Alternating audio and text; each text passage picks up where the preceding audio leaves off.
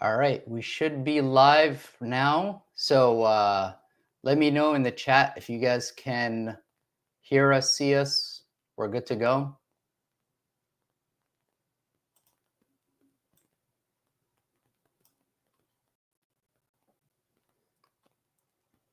All right, looks like we have 4 people in here and people will join as they come. So yeah, let's kick this off. First of all, huge win. Really happy we got through that. That was rough. Talk about an emotional roller coaster.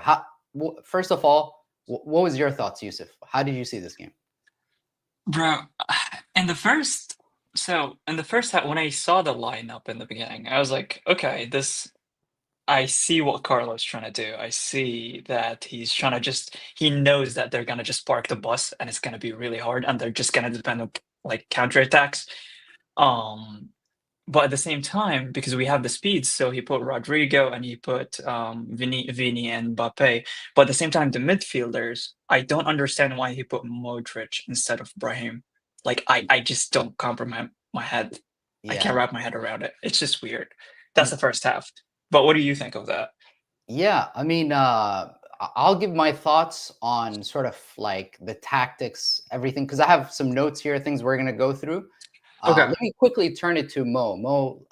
So Mo is my brother, for those of you who don't know, and he's just to be clear, his first team is Arsenal, but he's also a Real Madrid fan.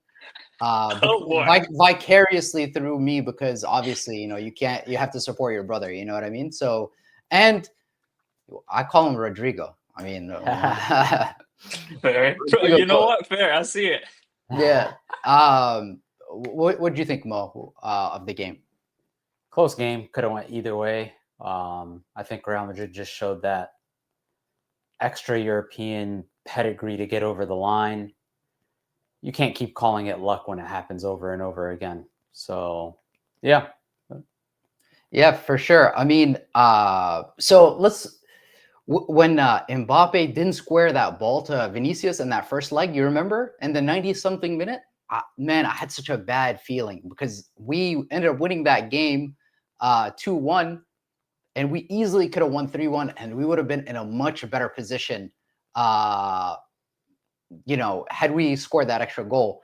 But from a lineup perspective, I was surprised that he went with Luka Modric over, because I talked a little bit about maybe playing Jude Bellingham in the double pivot with Tchouaméni, and that would have worked out pretty well, in my opinion. But the only thing is, though, you'll notice today a couple of times Jude Bellingham, he tried to hit some long balls and they missed the target. Like when So we many were, times. when we were scouting Jude Bellingham, like that was his biggest weakness from a profile perspective. It's like Jude Bellingham, he checks off all the boxes. He attacks the box well. He's a good finisher. He's good. He's very press resistant. But if you had to point at one weakness that Jude Bellingham has, it's his long range passing. Right. A couple of those fell short today. It's so clear that this team needs somebody in the middle of the park to dictate the tempo. Do you agree Oh with that? my God. Yes. Yes. We didn't make up for Cruz, bro. We just didn't. We miss Cruz so much. We need someone who can make plays for us. We don't have that. 100%. So like,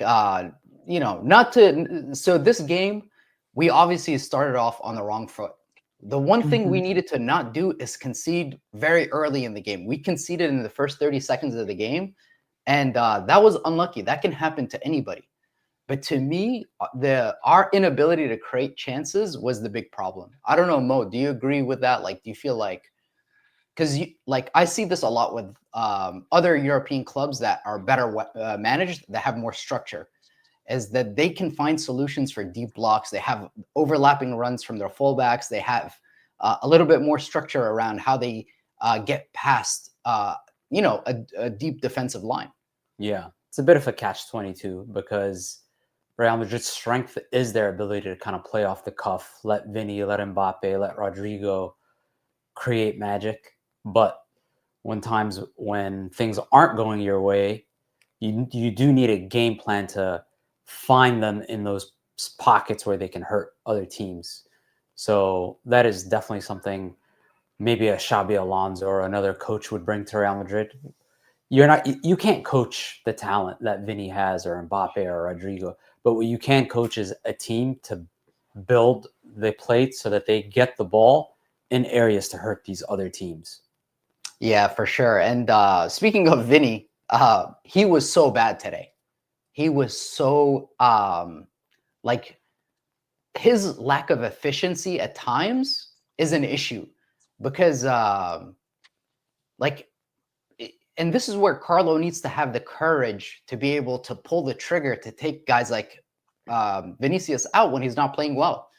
But to me, I wouldn't have taken Rodrigo off for Vinícius because in his mind, in his mind, he trusts Vinícius so much.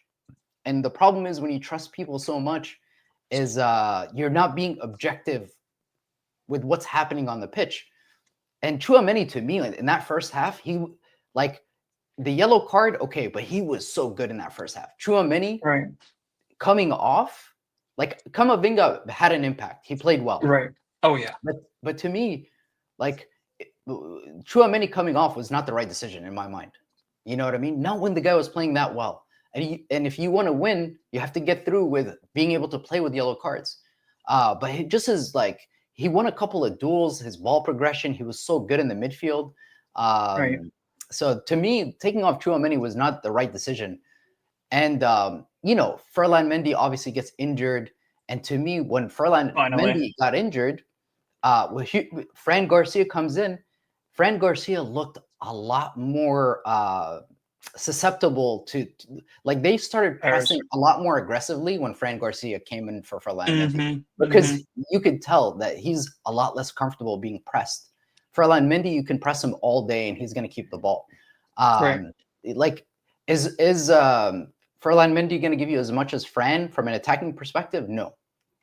But in terms of what he does for you defensively, what he does for you ball progression wise, he's press resistant. Those are such valuable assets. But yeah, what do you pressure? Yeah, do you disagree with that? I think you're not the biggest Mendy fan, right? No, I've seen so many incidents where like Mendy was. Here's the thing, I would disagree with you on the Fran Garcia. I don't know why, but I have a feeling, and that's the beauty of football here. I have a feeling that Fran Garcia he is trying to be someone that, or he's trying to leave an impact, I would say. Yeah. And I feel like that is a dangerous spot, like to be in, especially if you're trying to prove yourself in Real Madrid against Atleti in the Champions League in the knockout stage. It's heavy. You really gotta focus. So I definitely see that he used that, and it kind of came against him because they started pressing him so hard. Yeah. And Mendy was more stable in that aspect. So when Mendy left, I was kind of glad, but at the same time, when Garcia came in, I was like, "Oh God, okay, that's even worse. That's not good."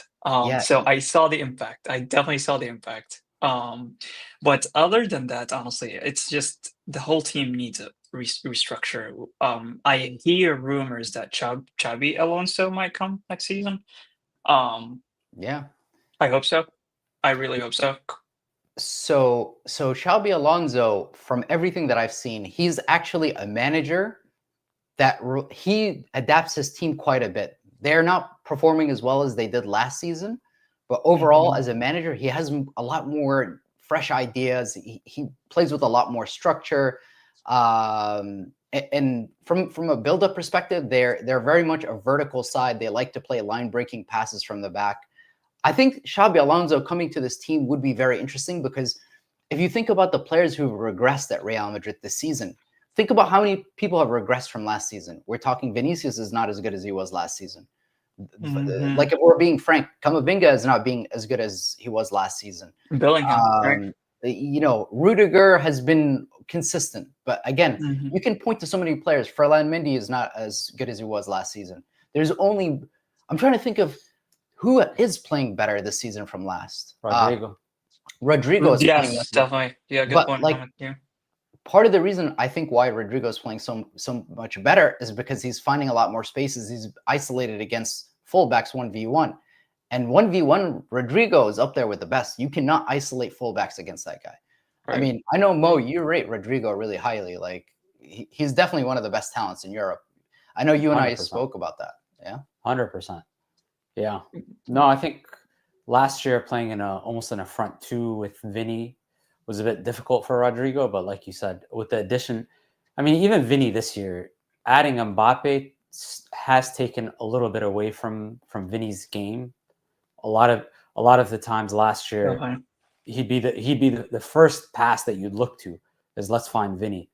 Now it's a mix, right? You have Mbappe, you're not going to skip Mbappe if he's open. So that definitely affects Vinny's game. But no, I think Rodrigo has taken his game up a notch this season, where not only is he one of the top performers at Madrid, but probably one of the top players in Europe this season. For sure. Mm-hmm. I don't understand why Carlo took him out. I really don't understand. That baffled me. I didn't understand. Yeah, look, we all agree Brahim needed to be on the pitch. But if you were going to take somebody off... Not Rodrigo. Well, look, it's clear that Modric can't play the full 90. If you're going to sacrifice somebody, it has to be Luka Modric. Rodrigo belongs on the pitch one way or another. If you wanted to go with something more aggressive, maybe you take off Ferland Mendy earlier in the game, put Camavinga at left back. We haven't seen Camavinga at left back this entire season. Think about how good he was when he was playing at left back. You know what I mean? Like he was sensational. And this season, when we've seen Valverde play at right back, we've seen the results. It's like these guys, if you put them in those positions, like, you know, especially Kama is not on the best of confidence. I thought today he was really good. You know, these types of games where you're bringing on Camavinga the last 15, 20 minutes of the game, the opposition's a little more tired. It's more a game of transition. That's where he shines. Right. You know what's funny? One of the things I want to talk about is in the press conference. If you guys, I don't know if Mo, if Yusuf, you guys watched the press conference before the game, the reporters kept on asking Carlo Ancelotti about the penalty kicks. They're like, "Do you know who's going to take your pens? Are you prepared for pens?" They kept on saying this to him. They kept on telling him, Carlo Ancelotti, like, "Do you know who your penalty kick takers are? Have you sorted out your penalty kicks?" And I was, man, there was maybe 3 or 4 questions in the press conference before the game about penalties. And it was so telling because a lot of people who know the game, we all knew this was going to be a tough match. And we knew penalties was very possible. And one of the things that really surprised me was the fact that Lucas Vazquez finally missed a penalty. He didn't look as confident as he usually does, just stepping up to that penalty. I'm glad Mbappe sent the keeper the wrong way. That was very important. But for Rudiger to go to the same spot, he went to the same exact spot that he put the penalty against Manchester City. Wait, was it the same? Yeah, it was the same exact spot. Same exact spot. This guy's blessed. Man, if you want a guy to take your 5th penalty, it's it's not just about I was gonna ask you, Mo, about this because I think you and I chatted about this before, but like, you know, penalties, Carlo Ancelotti said this at the press conference before the game. He said it's not just about who's the best penalty kick takers. It's not about that. It's about who can actually excel in those high pressure moments. So it's actually as much about excelling in the high pressure moments as it is about converting your penalty. Right, and we all know Vini, how he reacts under high pressure. It's sad. As big of a player Vini is, he always disappoints me in that aspect. Like, I don't see Rodrigo complains too much. That's I don't know. Do you have a different point? I don't know. Do you agree with that, Mo? With Vini, I think the Atletico game, I think he takes it a little too personal. So that probably plays a big factor in him trying to hit the roof of the net on his penalty. But funny enough, Carlo actually said he subbed in Endrick to take the 5th penalty, but he didn't seem confident, so they ended up switching it back to Rudiger. To take the 5th. Yeah, I'm glad. I'm really glad. Yeah, but again, the Endrick substitution happened a little too late in the game. I would have liked to have seen him, especially given how poor Vinícius was playing. I Yes. mean, if Endrick came in and you played Mbappe down in the left, like this is one of my biggest criticisms of Carlo is like the lack of service to the front players. You know, people Right. talk about Mbappe not playing that well. It's give him an opportunity not to play well. Give him enough service. Get him the ball. Like, especially like one of the things I talked about, I made a video before the game. I talked about how fast Real Madrid needs to get the ball to the attacking players, to the front three. We saw it in our opening goal against Atleti in that first leg where Valverde quickly plays that ball to Rodrigo. And that's what was missing. A lot of the passing was slow. A lot of the passing was not vertical passes. And by the time it's getting to our front players, Atleti is in this defensive block, Right. and you're seeing like a 3v1 situation. Vinícius gets it out on the wing. They have this 3v1. Same thing with Rodrigo. So again, then you have to cycle the ball. And you know, one of the things I'm going to do after this game is do like a video where I talk about the different changes that Carlo made at halftime, because there were some pretty significant changes that he makes in the second half. For example, he went with the 4-4-2, out of possession, but he switches Jude Bellingham with Mbappe, and then he puts Mbappe where Vinícius was, and he has Vinícius where Jude was. So he switches up the sort of a little bit, right? System a little bit, yeah. And the idea there was he wanted Jude to press to win the ball high up the pitch. Brahim did that so successfully in the first leg. And one of the ways we can get more out of this team, especially when teams play like that in a deep defensive block, is when we win the ball high up the pitch. But again, it's like that is one of my biggest criticisms of Carlo Ancelotti. It's two things. It's the lack of rotation of the squad and the lack and their inability of us to like press a team, win the ball high up the pitch, create more opportunities, get more balls to Mbappe, Vinícius. The XG tonight, Real Madrid. What was it? Yeah, I think it was. I got it right here. The XG was. Real Madrid had an XG of 1.68. Atleti had a 2.18 XG. Wow. So even though we had possession of the, wow. Okay. And if I'm not mistaken, that Vinícius pen actually counts towards the XG. So it actually works. Really? If you take the Mbappe or the Vinícius pen out, then our XG looks even worse because we didn't create enough. I mean, Mo, I know you and we spoke about this, right? Like about how important it is for Real Madrid to get the ball to the front three. Yeah. And it's not about just getting the ball to the front three, but it's the spaces in which way they get the ball, right? If I'm seeing Mbappe at the left wing, right by the corner flag with what's his name, the French center back on him, not an ideal. But when you saw Mbappe with the space to open up his legs where he can turn, the way he earned that penalty, not many players in world football can even create something out of nothing like that. So 100%. That's true. Some people are saying here, it's funny because it circles back to creating plays. So one of the comments was like, I feel like Real Madrid doesn't have that thing or that creativity, which is really true. Yeah. And options like someone like Cruz. I really agree with that comment. 100%. We just don't have it. But it's not just about that. It's when you on the training ground work on this stuff and then you have it more automated. Like for example, you see certain coaches, they form box midfields. When the fullback gets the ball, the winger knows to tuck in to make that run to be available to receive the ball. There's a lot more structure around getting the ball to the final third, and then they'll give the players more freedom in the attacking third to be able to like score their chances. We lack that at Real Madrid. Sadly, a lot of it is you kind of go and you figure it out as you go. So I have a feeling Carlo is going to go deep into the competition. We may end up winning the Copa del Rey. He has another year on his contract. Florentino Perez really likes him because he doesn't make any noise at the press. They tell him you're playing Lucas Vazquez. He doesn't complain. Another manager would go out into the press and say, hey, this is like you guys are leaving me without any players. So Carlo Right. Carlo thinks Uh-huh. defense first. That's he's an old school Italian coach at the end of the day. Oh, you think so? But yeah, I think his Huh. first thought is I'm going to have a solid structure and I have guys that are going to win me the game up front. You know what? Yeah, I agree with that. That's true. I You, know you do Italians have guys that way. like as an outsider, like somebody like Arda Güler.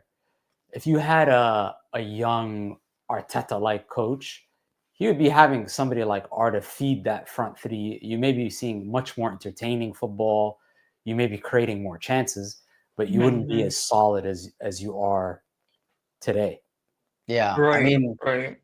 I don't know. It's been a lot of the same ideas at Real Madrid for the last couple of years, and somehow, some way or another, Carlo gets it done in the Champions League, and that's what's keeping him alive at the club. And yeah, so It's so um, crazy. What do you think of the penalty? Let me ask you this. Let's go to the hot points. the Vinicius penalty. No, Alvarez. the last at the penalty kicks where they canceled one of Atletico's and they said that he touched the ball twice. I Yeah, have never heard of this in my life. Let me tell you that. yeah. So to me, I watched some of the stuff they spoke after the game, and they said that Right. they have a technology that actually tracks whether there was double contact. So they Right, said that right. because I guess there's a chip in the ball that Yeah. says whether you touched it twice, and so they relied on that as part of the reason why they ruled the goal offside. I'm sure they wouldn't have just done that if No, they, you could see it through the naked eye. You don't. yeah. You could see a double hit. It's Right. unfortunate. He They're slipped. definitely gonna confirm it soon. So Yeah. He slipped. It was unfortunate, but it happens. I mean, not Right. unfortunate, fortunate. Unfortunate for him. Come on, um, man. We were so nervous. Oh my god, it was just so nerve-wracking, man. I'm yeah, so happy. but Yeah. but we face Arsenal next. Arsenal is a side we have. What is this? The second time in our history as a club facing Arsenal. The first time was 2006. So that's going to be a different tie. I feel like we faced a lot of the same clubs for the last couple of years. City, Chelsea. We faced Bayern Munich so many times, Liverpool so many times. This one's going to be, a side we haven't seen quite a bit. Arteta is a manager that is one of the best in the world. He has more Right. structure in his club. But yeah, just I guess what are some of your closing thoughts, Yusuf? And I just overall. honestly think I'm scared. I'm more scared of the Arsenal match right now. I just don't trust the team as much. I don't know. Maybe this is a turning point for us, and now we're just gonna eat everyone in front of us, and then we're just gonna go to the final easily, or it's just gonna be. I really don't know. I don't understand Carlo. I don't understand what's his like. What is he thinking about? What tactics he's gonna use? What players? How it's gonna be? Arsenal. I really like that team a lot, and they are very very tactical. They have speed. They're very fast with the ball. Um, I think we are able to get through that. It's just I have a feeling it's gonna be a really rough couple matches against Arsenal. So Mo, I know you see it a little differently. I mean, you know the club well. Yeah. How do you see it, Mo? No, I think Arsenal will step up to the plate. I think guys like Rice, Odegaard, Saliba, Gabriel, Martinelli. This is the biggest stage for them. You get to play against Right. Real Madrid in the Champions League, so everybody wants to make their name. I do think Arsenal will give it a good go. I jokingly say that it's not going to be competitive. I do think it'll be competitive, but I don't think Arsenal have the experience to get over the line against a team like Real Madrid, True. especially with probably no Saka for at least one game. So yeah, I expect it to be close over the two legs, but I could see Real Madrid edging it by a goal or two. Yeah, it's the second leg is at the Bernabéu, so that's also a big That's a big up for us. Yeah. that's a big factor. The second leg is at the Bernabéu. It's also going to come down to the health of the squad. Dani Ceballos, is he going to make it in time? He provides us with a lot more balance. We have the international break between now and the first leg against Arsenal, so more time for Ceballos to come back. I just think that City, the team that faced City, that 11 is our strongest 11. And if that is the 11 that's going to face Arsenal, that's going to be that's a solid match. Yeah, I don't know how long Ferland Mendy is out for, if he's going to make it back in time. Fran Garcia against Bukayo Saka, I don't necessarily love that matchup. It's going to come down to, I think, the health of the team. But overall, I favor us to beat Arsenal. Now I think we're in a very good position to win the Champions League. Thank God. Yeah. And by the way, if we get through Arsenal, we would potentially be facing PSG. That is going to be also a very difficult game because their counter pressing is very good. PSG is a solid team, so we'll see. We'll see. Are you gonna make what are they called? An expectation, is it called? Video where you try to guess? Because I would love to see that. I would love to see what you're definitely. I have a bunch of really exciting stuff coming up for the Arsenal game. I'm just glad we made it through to the Arsenal game, but I have a lot of content that I'm going to put out. Doing the analysis. I think this content is going to be really good because this is a side that I know well. I know how they play. It's a side that I watch, quite often. So I think it will do pretty well. But it's exciting. I'm glad we made it through. Think about how bad it is to hate Real Madrid, right? Think about how bad your life is. If you hate Real Madrid, every time they're this close to elimination, you're like, oh, thank you, God. Finally, please let this be the time that Real Madrid loses. Every single time we find a way to win. Think about how dreadful this is. If you're a Barcelona fan, you're sitting there watching this game, you're like, please, Atleti.